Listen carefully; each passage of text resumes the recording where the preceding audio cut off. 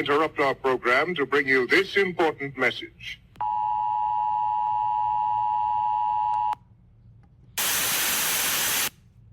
I'm back. Anywhere you meet me, guaranteed to go down. I like the way you ride with that booty on me. It's going down. Go down while you looking lonely. It's going down. Come around and it's all on me. Anywhere you meet me, guaranteed to go down. So, new year, new intro. Let's get it. I'm not so sure if I'm going to promise to be a brand new me this year, but my reactions are going to be a lot differently. I'm not going to be doing the most. I'm not going to be doing above and beyond, and I'm going to stay in my lane. That is how 2026 is going to be from here out. Either roll with me or I'm going to roll over you or around you. Whichever is easier. Okay, she headed to the dance floor and she slowly started popping it. Song like my wrist piece, everybody got to watching it. Girl, you got that secret treasure, I'm gon' put a lock on it. Don't care what they say, I wouldn't stupid to be not on it. Watch me flex.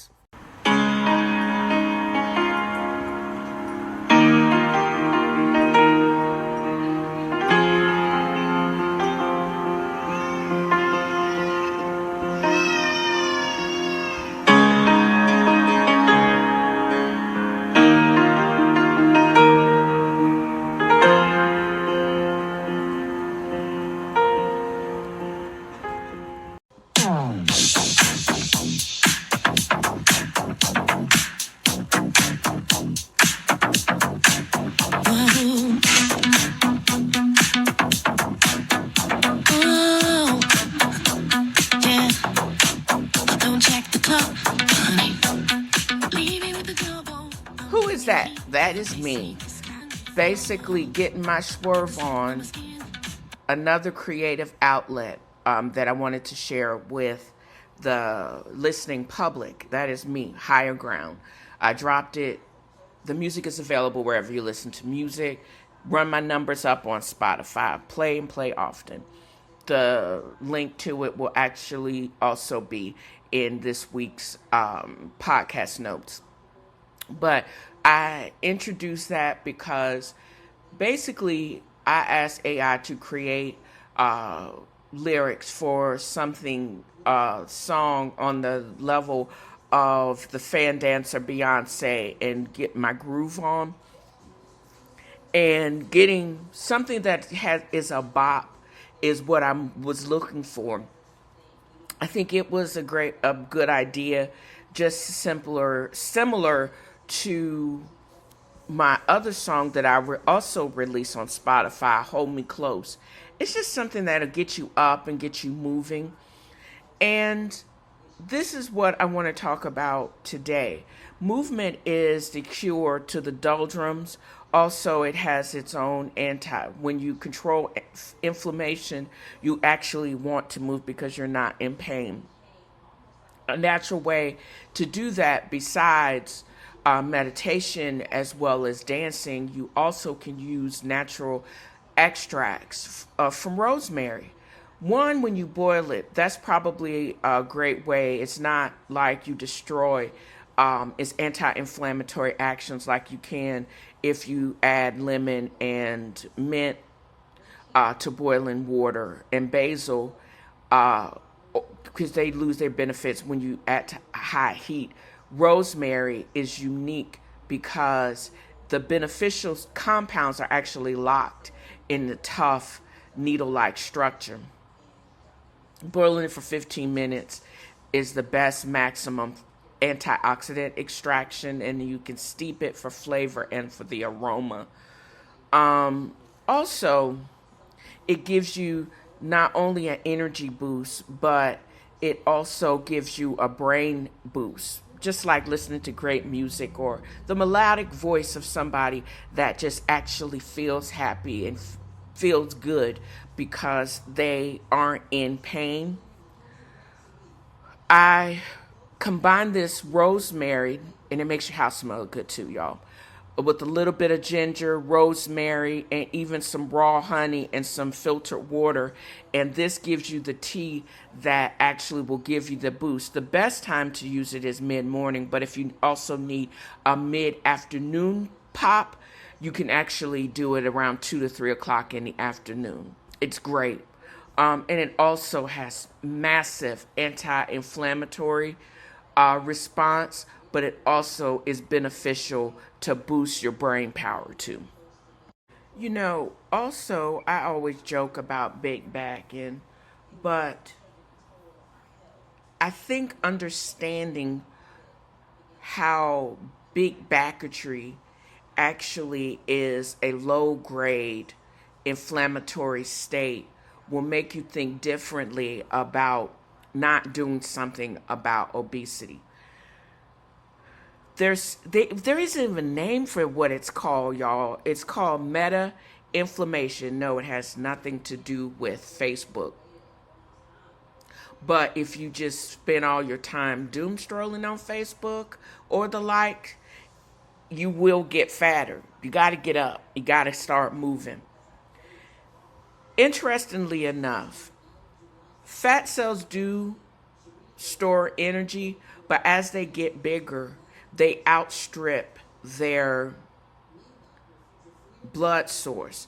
It sends out a 911 that the fat cells are dying. And so the macrophages, which is a type of white blood cell, is activated. If you're smaller, you have M2, which are anti-inflammatory or repair. But when you're a big back, it's pro-inflammatory cells that basically start popping out all the inflammatory proteins that like TNF, CRP, and also like leptin resistance that block insulin, make you less full. So it trains your brain that you're hungry and you just continue to gain more weight and subsequently become more, have more inflammation. The constant inflammation damages your vessel linings, triggers fat accumulation in your liver, which leads to non-alcoholic fatty liver, and also damage the cells that produce insulin, progressing you towards type 2 diabetes, and increases insulin resistance because the insulin is that you do produce is also blocked by the same processes. It's all reversible. Even a modest weight loss of 5 to 10% reduces these inflammatory markers. Like usually natural things like ginger, turmeric, rosemary, and anthracyclines, like from like apples and other naturally red occurring vegetables, dampens this simmer while you do other things to work on your metabolic health. I think the new craze are the injectables of what is it called? I can't even think of it. That Ozempic and the like, squats, not shots, which is funny. I took that from Sheree Whitfield from Real Housewives of Atlanta. But they have so many side effects. Swallow, issues with your thyroid, increasing colitis, renal failure, all those things. Wouldn't it be great if we were to get a hold of our health more naturally and just using those things like ginger, turmeric, and rosemary, which only enhances your mobility without the same side effects? I think we'll be actually happier. So, with those things said, it's more flavorful and a very pro-nose, great smelling life when you use those things that I've mentioned to you before. And I'm also going to be working out a daily anti-inflammatory protocol that also will, and rituals that will enhance these habits. So stay tuned for part 2 of this as I explore my journey in anti-inflammatory journey in upcoming episodes of my podcast. Follow me if you're willing to take a oath to decrease the inflammation in your life. And sometimes you got to cut out those cancers. And I'm just saying, not just in the physical sense of cancer by every other name, but sometimes people also will drive you to be a big back, encourage the big backness without maybe unintended. So follow me for my journey in anti-inflammatory journey. Mahershala Ali got it right. She said, I found my place when I stopped looking for it. And if you want to change something, or if you don't like something, change it. If you can't change it, change your attitude. That's right. I mean, you also, if you're going to reflect and you really want to make a change, or you find something that you really like doing, but there you find you are your biggest hindrance, you got to basically remove those things. I also find that at my big age, I'm also more avoidant of certain types of people. But there are a lot of people that now I'm finding, as I find myself or my way forward or navigating through this next chapter, I realize that I avoid these people like the plague and I didn't even know it. But Pope Leo did. He says there are 5 people to avoid to navigate your next chapter in life in peace and in freedom without chaos. An elderly woman once told her sister, and this is referring to her friend, I love her, but I cannot breathe when she leaves. It is as though she blows out the candles in my house. The sister answered her with a gentle truth. Love her from a distance, for God did not ask you to sacrifice your peace to satisfy another's unrest. If somebody constant complaining suffocates joy, God is trying to nourish in you, then you must protect your inner sanctuary. The second type of person is the manipulator. This is more subtle and often the most painful. Manipulation does not come with shouting. It comes wrapped in words that sound like care, like duty, like obligation. Manipulators use guilt to control. They speak of love, but demand submission. God never weaponizes guilt. Therefore, every person who steals your freedom is damaging the gift God placed in you. The third type reminds you of who you once was, not to heal you, but to diminish you.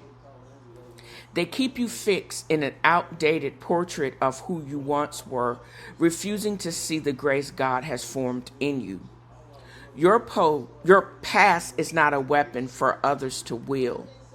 The fourth one just are the darkness bearers, these people just carry darkness like a shroud, not always in obvious ways, not always with dramatic sins, but with a presence that pulls the soul away from the light. These are the people who normalize what leads you away from God, who diminishes the seriousness of sin, who feed resentment, who speak lightly of what wounds the conscience, who invite you into anger, division, or habits that cloud the clarity of prayer. A neighbor who arrives not with warmth, but with gossip that stains the mind. A relative comes not with compassion, but with burdensome anger that pulls the spirit into old conflicts. Then there's the silent, but just as daily. This cold silence is not the silence of contemplation. It is a silence of indifference. It's a silence that neither builds nor comforts. There is a relative who shows no interest in your well-being, a friend who never asks how your heart is, a companion who takes but never gives. Your soul is too close to eternity to be entangled in the shadows of others. Rise above the storm of others. You will live the later years as God intended, not in confusion, but in clarity, not in exhaustion, but in grace. And that's a word right there. You can listen to this contemplation by Pope Leo in its entirety. And I have the link to it, the YouTube video in the podcast notes. Butterfly in the sky, I can go twice as high. So take a look, it's in a book, a reading rainbow. I can go anywhere. Friends to know and ways to grow, a temporal rainbow. I can be anything. So take a look, it's in a book, a tenfold rainbow. A tenfold rainbow. A tenfold rainbow. Left to my own devices, what I am going to do is probably look for different ways to keep messing with my dog or figure out what is going on in the book world. Well, I'm in the rewriting or editing stages for my own book, but I wanted to take a closer look at the original Wonderful Wizard of Oz. That was actually, I didn't realize until today that it actually dropped in 1900. And it's more, and I've always known it was more than a children's fairy tale, but, and then even though we used to watch it every year when I was a kid, the 1939 film made it a household name, but it was just more than that. It was a folklore tale from industrial era anxiety until like how you can grow psychologically, supposedly. I know that there are several themes in the book rife with racism, maybe, but also I never really looked at it as a classic tale of classism either. The original story looks at the gray, parched prairies of Kansas, Dorothy, an orphan living with her aunt and uncle, gets swept up in a cyclone with her dog Toto, which is crazy to me because I'm actually sitting here holding Ethel Mertz right now. We're just chilling. And she basically lands in the vibrant land of the Wizard of Oz and Technicolor, the country of the Munchkins. The house accidentally lands on and kills the wicked witch of the East, liberating the local people, the Munchkins. In the original book, and I didn't know this until today too, that the original book had silver shoes versus the ruby slippers, like in the book, in the movie, excuse me. But she had the way to get home back to old gray Kansas. She was told she had to follow the yellow brick road to the Emerald City, ask the great Oz for help, and she meets the Scarecrow, the Tin Man, and the Cowardly Lion. We finally figure out that the wizard is a bunch of humbug because he has really no power, and he basically floats away, leaving her there to her own devices in a hot air balloon. Apropos. And she, with them shoes, symbolizes that she can get back home on her own recognizance. You know what I'm saying? External authority. The irony of the book, the people or the characters are searching for the traits that they already possess. They've just been convinced that they don't possess them. The Scarecrow, who actually is looking for a brain, he actually plans everything when you realize it. The Tin Man, he weeps. He's looking for a heart, but he weeps when he even steps on the bug. And he gets caught out in the rain and he rusts. The Lion, he basically is very protective, even though he's kind of cowardly, but he be fighting over and jumping through stuff. Protection. There's difference in the gray and technicolor. And in the book, the harsh reality of the frontier at the time versus the escapism of the color fairyland. Kansas is not as gray as depicted in the pre-war or pre-secondary second Great War. But it really hasn't changed that much. The interior hasn't really changed that much. About perception is key. But it also represents a return to self-reliance. And if you want to get home, again, if you, just like I said in the last segment, if you want to change something, you actually have the capability to change it. Ruby slippers, silver slippers or not. What does all these things mean? The yellow brick road, but let's dial it back. The silver shoes.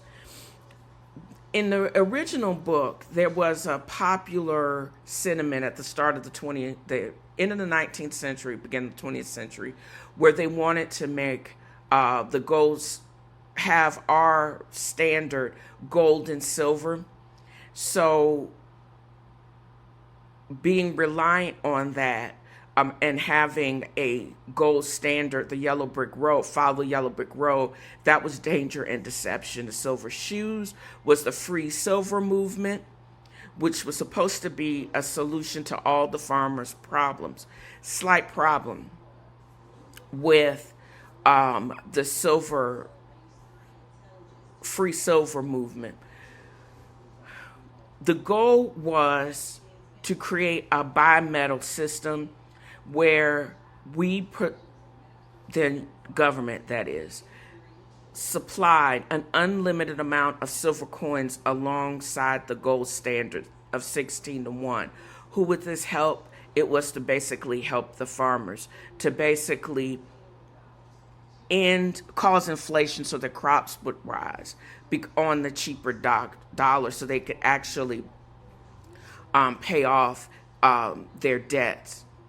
The only problem is there were not only silver mines, new deposits that were found, there were also gold found in Alaska and South Africa. So that wasn't going to work anyways because of Gresham's law also.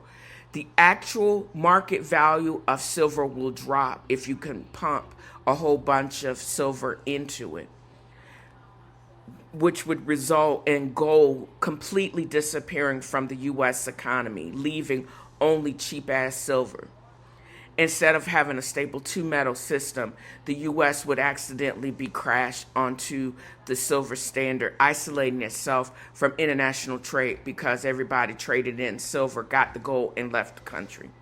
So nobody was going to fit in to do that.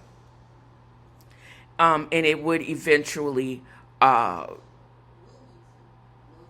destroy savings because you would have a lot of worthless silver and silverback greenbacks, and nobody is going to convert that to what? You know what I mean? So everybody would be on the hook for that, and nobody wanted that. And I also started going down a rabbit hole when I started to think about applicability to not only the differences between the original movie, did this have some applicability today of all days? This political is really a very political allegory. They basically thought of DC and politicians in general as a bunch of humbug. DC is the Emerald City, but it's only when you take off your emerald tinted glasses, it's just a cold marble, white marble. And there's nothing good there. How do we frame this into what's going on today? Well, there's a number of reasons. Number one, as I stated, in this world of algorithmic social media, we are often forced to view reality through spectacles or even them expensive ass Ray-Bans provided by Meta and the likes. This creates a perception as reality environment where the narrative of the economy or a policy is often more important than what the actual impact on rural workers and gig workers, the proverbial rural America and the tin men. We could compare free silver to the modern parallel with cryptocurrency, where just as the silver wanted to break away from the gold standard to help the common man, crypto populists argue that decentralized finance will strip power from the modern wicked witches or the big banks. I don't know how true that is, but I know that there is a balance. We will never get away from some of our conventional standards because of volatility and, again, Gresham's law. We can't keep putting bad money because it will drive out the good money to a certain extent. It also, this illusion and the deep state, modern political movements on both the left and the right often use the man behind the curtain trope, whether it's the deep state, shadow government, or Wall Street at least. There's a reoccurring narrative that our leaders are mere figureheads for more powerful, unseen forces. Like the wizard, modern leaders are often accused of being humbugs who use media optics, these green glasses, to hide a crumbling reality. But once the people actually have our individual agencies, we're not fooled by the Emerald City. We know, or smart people, we know the truth. When you basically turn off the TV or you tune into other things, you take social media for what it is. Most people are lying.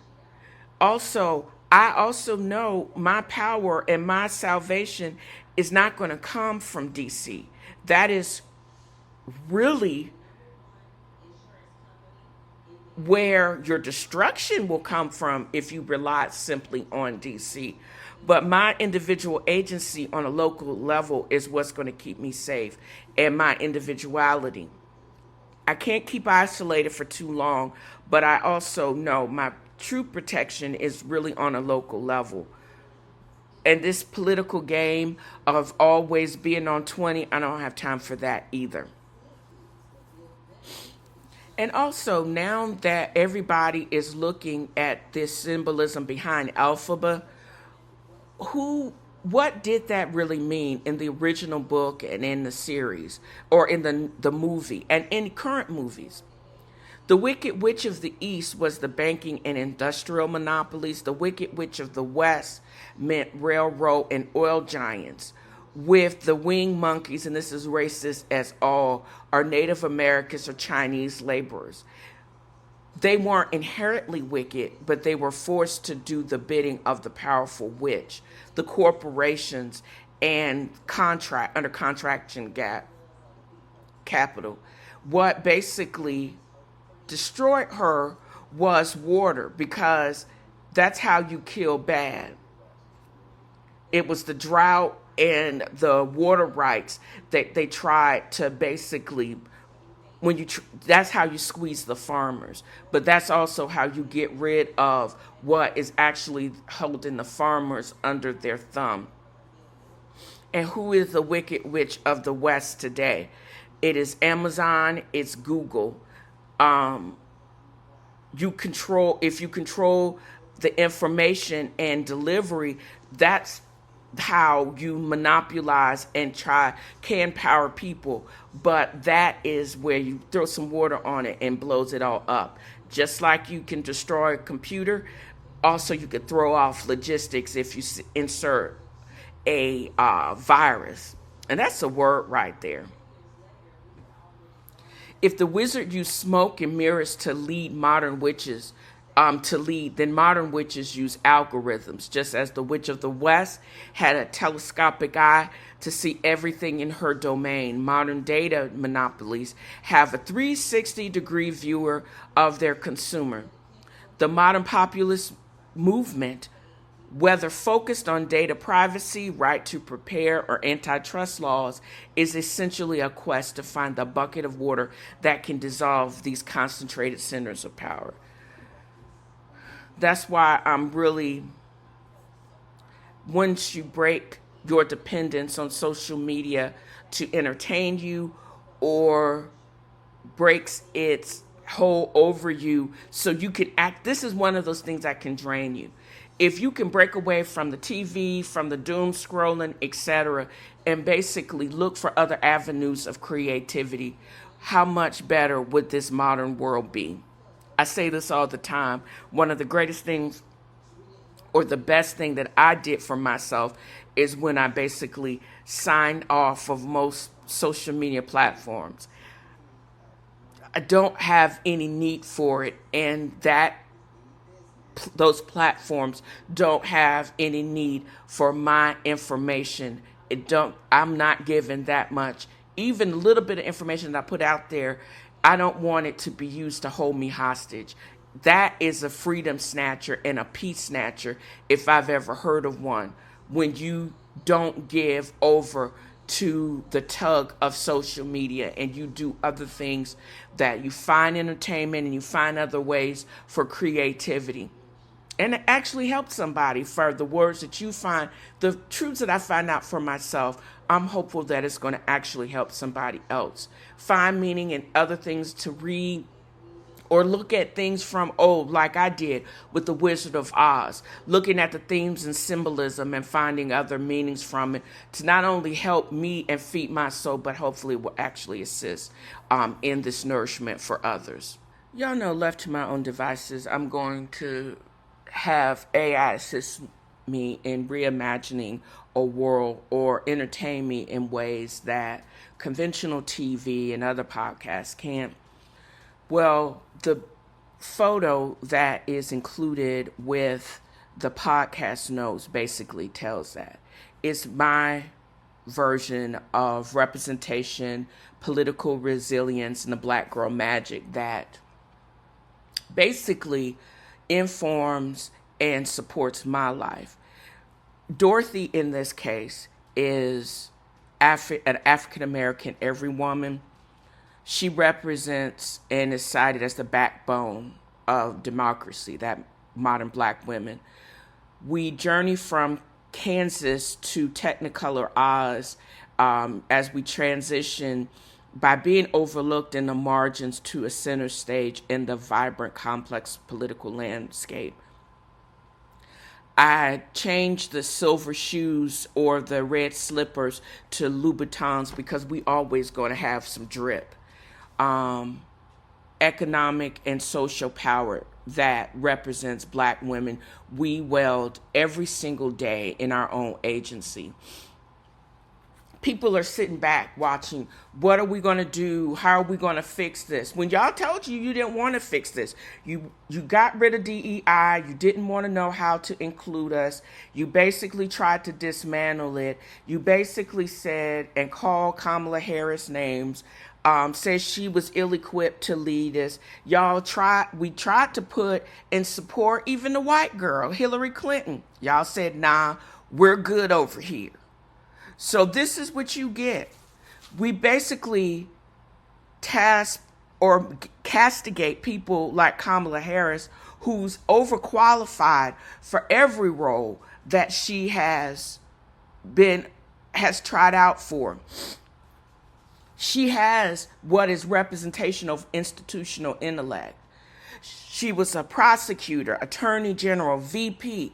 She is the brain of the legal and executive system that y'all basically said she was overqualified to run this country. So you got a possible syphilitic dumbass, and y'all have given him this power, and he keeps doing dumb shit, and y'all wonder why he keep doing dumb shit, and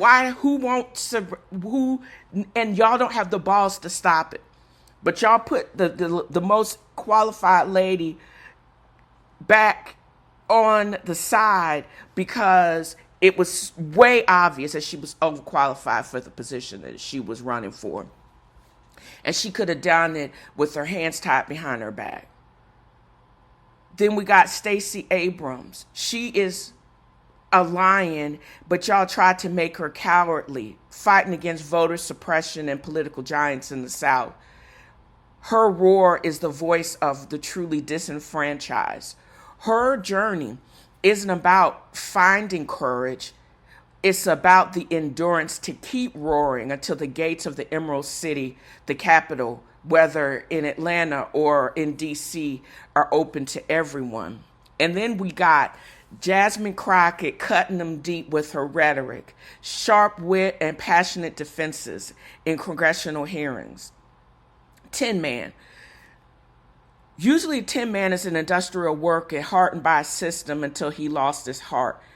Crockett represents the passion and the fire. She's the exact opposite of that, but her axe is her tongue, and she uses it very effectively. Everybody that comes up against her, from a stupid kid with the last name Trump to everybody sitting on Capitol Hill, she's gathering the girlies. The Wicked Witches, I don't have a period of them because the East is economic inequality in the glass ceiling. The West and South, voter disenfranchisement and the red tape of bureaucracy. There's no place like home isn't a place that you run back to escape the world. It's the community you build or you help sustain.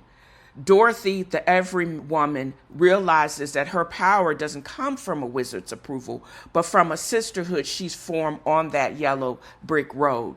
That brick road is not false gold. It is truly gold, built and bought by her own sacrifice and the sweat of her brow. And that's a word right there.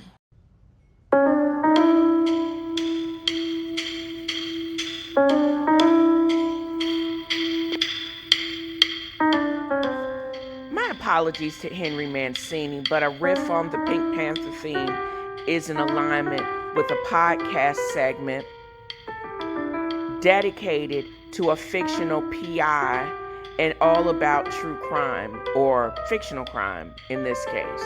Don't you think?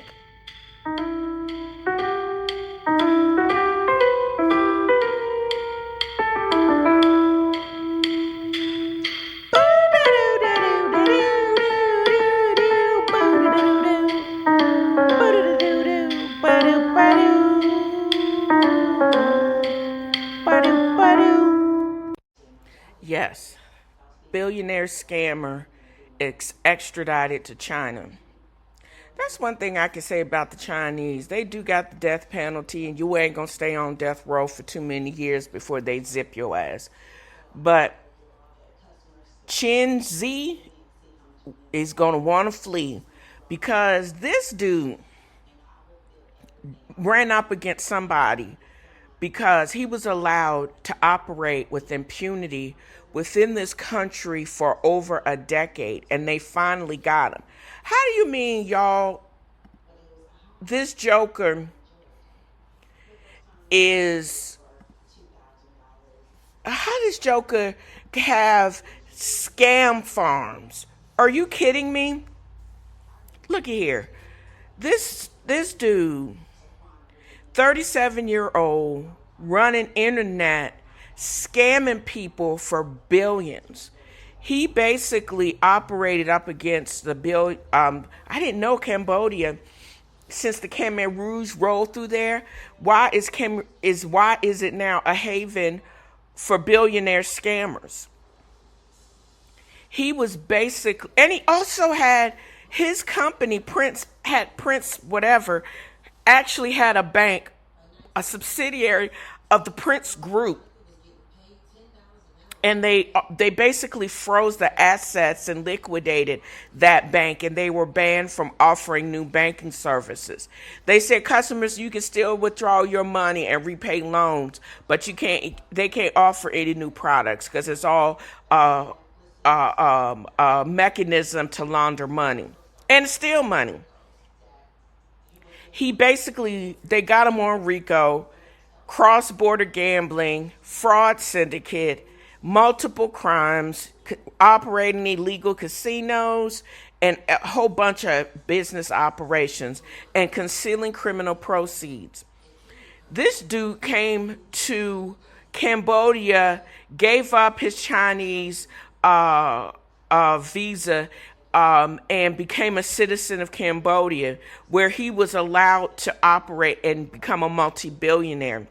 Raj Patel and them last year seized about $15 billion worth of Bitcoin that he illegally got. I wonder why they didn't extradite him to the United States, because if they seized it last year, but we were actually, I wonder because they knew he was going to get dealt with in China, because the people he was enslaving were actually Chinese citizens.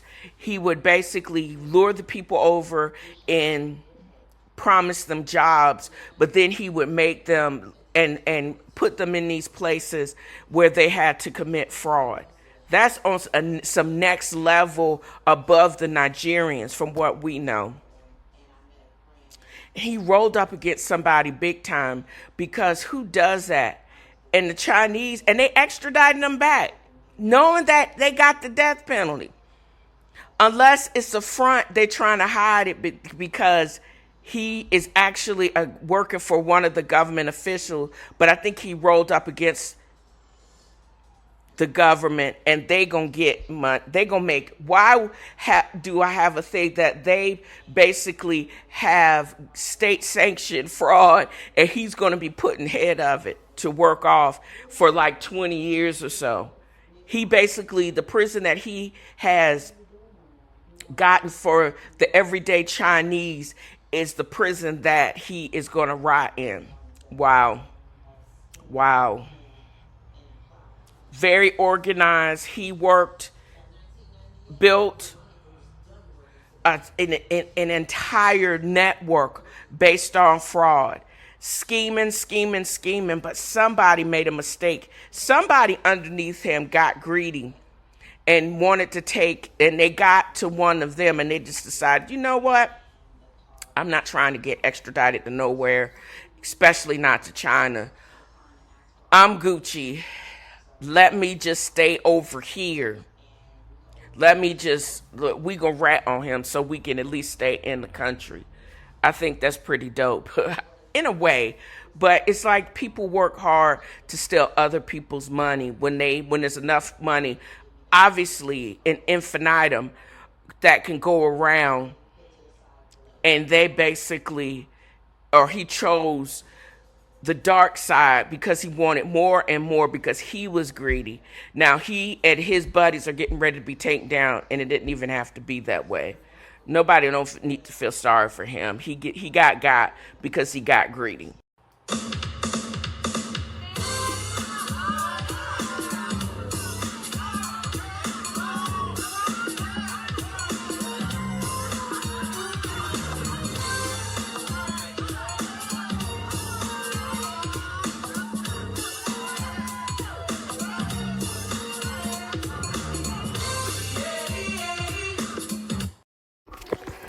I am so impressed with Stacey Rush. She is paying these girls dust. When Tia said, "What is wrong? Why you trouble my soul?" and she had to have a moment in the bathroom Was it because Tia realized in that moment and going forward that she basically underestimated the delusions of Stacy? Yes, most definitely. Ashley trying to pile on. She knows they don't have a relationship. And pretty much she's morphing into Giselle Bryant. So she doesn't really care. She is accepted. And Stacy is just Stacy. She's not trying to morph into anybody. She's just being her authentically delusional ass. Even if she is lying, which in the instance of knowing Chris and not knowing Chris, I don't think that's the issue. The issue was they tried to use it as a point of contention, and Stacy doesn't care.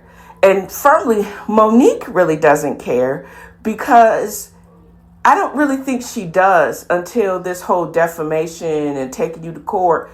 I don't know if defamation works like that, Chris, where if you say it and it's true, but you just didn't want people to say it, that doesn't mean defamation. That means you need to get your shit tighter. So he may be trying to do some gag order. He may not want to be a storyline, because I'm sure he didn't sign any releases, but I think he has his terms mixed up. And also, I don't think Monique Samuels really cares, unless it has something to do with some of her kids, and it doesn't really appear that he has any leg to stand on. And then getting back to why Jassy running her mouth. Let's just start there. But then number two, why is it triggering? Why is Angel, again, overreacting after the fact and in confessionals when the real person she wants to have a discussion with is not around? It's just delayed, and it's making her still look kind of stupid. If it's not true, then it's not true. But just maybe she's finding out. She said a lot of stuff, and she thought her self-image has been shattered since she has gotten in to this group, and she doesn't know how to build. She doesn't know what to build, and she just seems like a lost bird. Maybe it's good that she is in Denver and or Colorado, and she could just go back to her home, because that's where she seems to be the most secure. And who cares?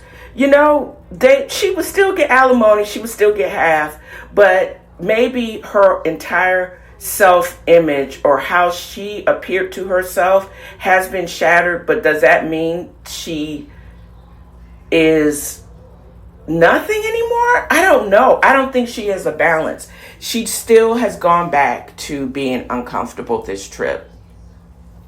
And she's getting ready to be really shattered, because I think Giselle is straight up gangster. I'm not staying in that sewage water smelling house. We ain't got no water in the mountain. It ain't close to nothing. They all the way in Littleton, of all places. She couldn't even get, you mean to tell me the market is so tight, you couldn't even get them to Boulder? You couldn't even get them down the street from you? Girl, bye.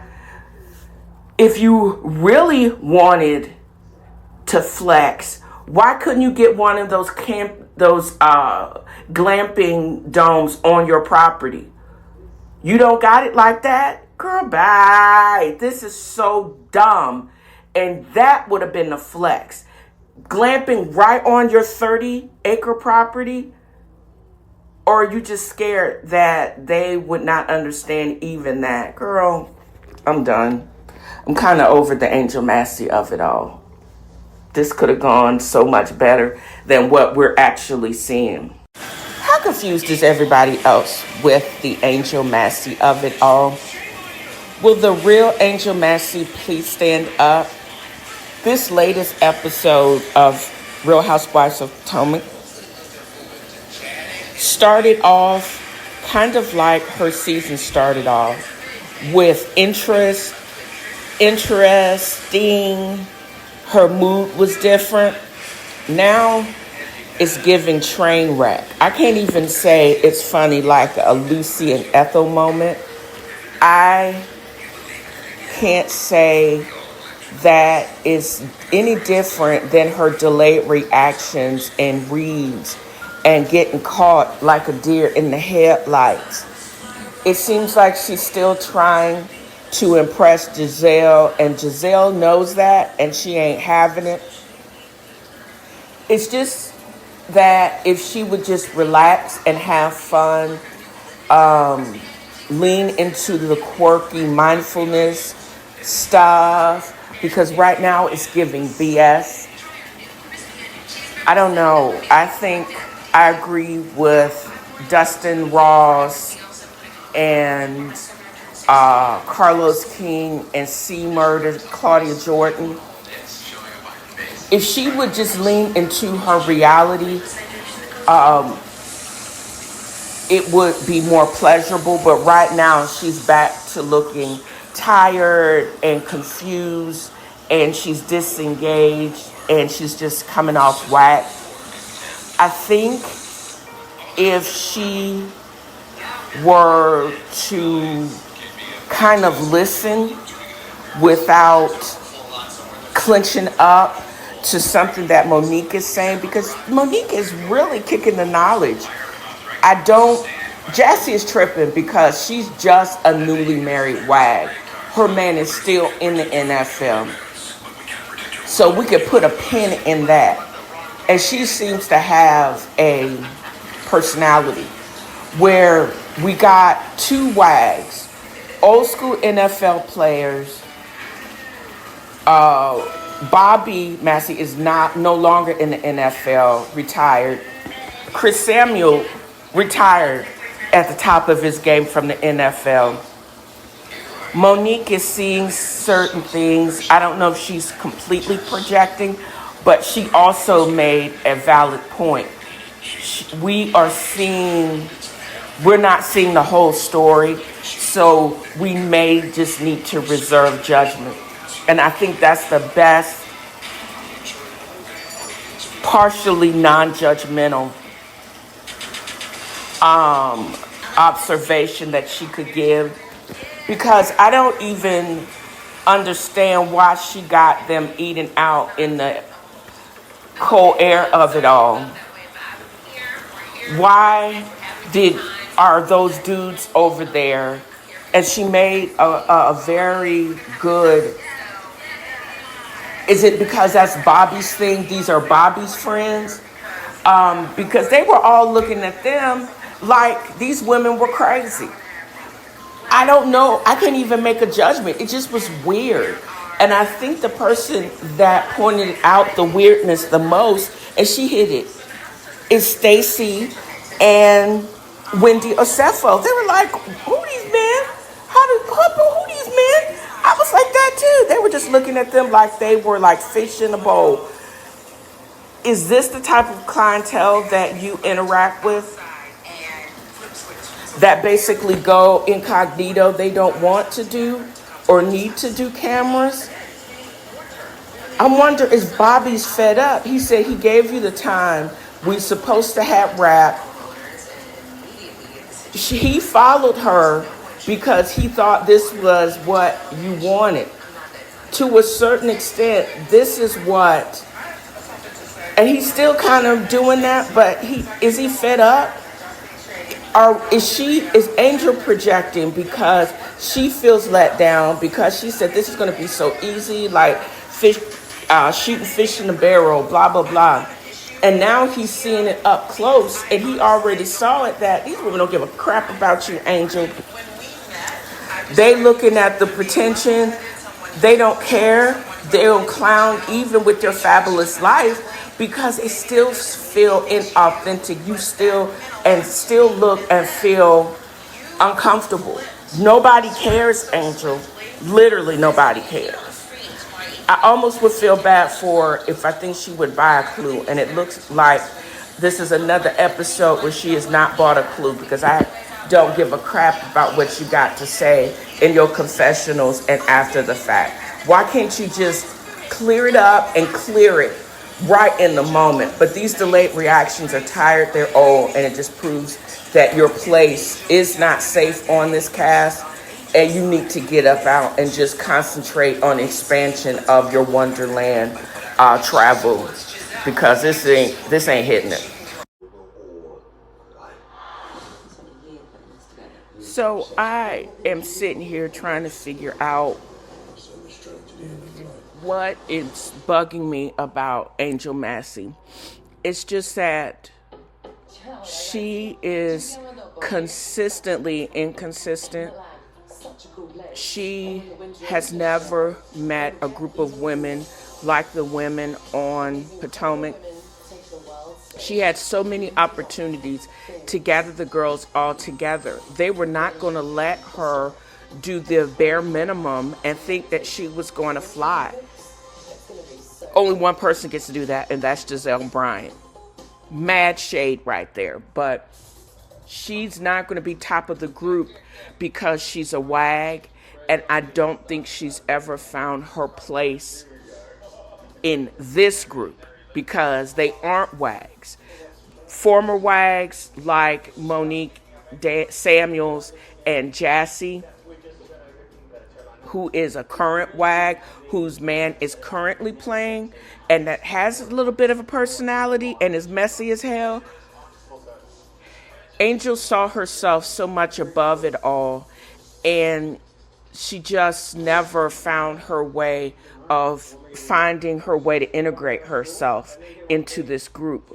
Stacy, with all her delusions, she did something. If you guys have watched the after show, especially this week, Wendy F.A.A.F.O has been kicking the knowledge. She says she's there. When she stopped trying to impress Giselle, and she's sitting at the table with those stinking feet, Ashley and Giselle, she's coming to her own, and she's found out that she really doesn't need to fit in with all of them. She clocks in, she does her job, she keeps it pushing.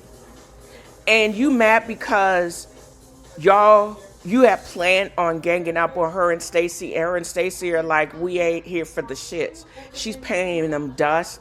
And she can't understand why this mean girl, even if she was trying to be above it all, that didn't work. And this mean girl act after the fact, that don't work. Girl, pick one. You should have just picked one and rolled with it and just stood on business on your own without trying to take somebody else out, because that's not a good look.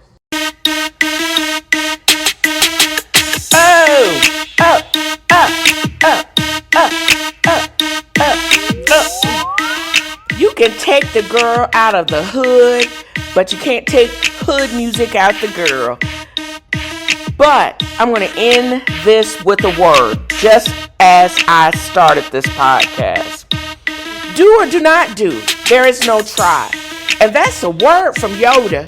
I hope I have conveyed just how much fun I have had in creating this podcast. I've got my mojo back. Just set your intention or reset your intention. It could be daily if necessary.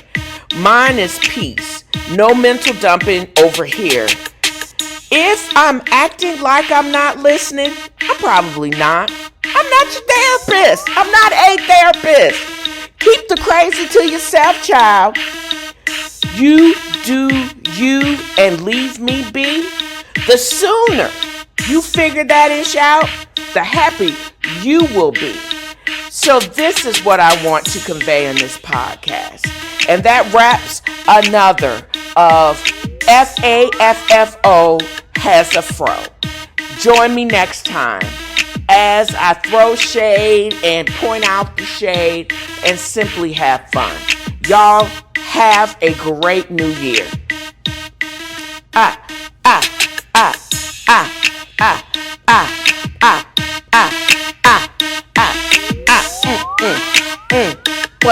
What, y'all? What?